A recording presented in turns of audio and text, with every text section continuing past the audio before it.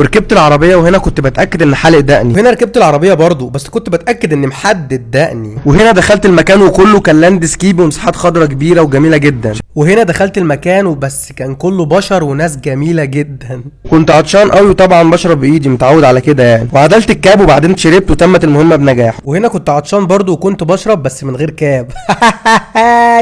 يا عساكر. وهنا كنت بتاكد ان دقني لسه ما طلعتش. لا هنا كنت بتاكد ان دقني متسرحه. ده والباب اول ما شافني فتح لوحده. عارفين ليه؟ عشان حته تقيله في بيلقبوني باسم الاسد. وهنا يؤسفني ان اقول لكم ان الباب اللي كان بيفتح لي عشان انا حته تقيله في البلد شالوه.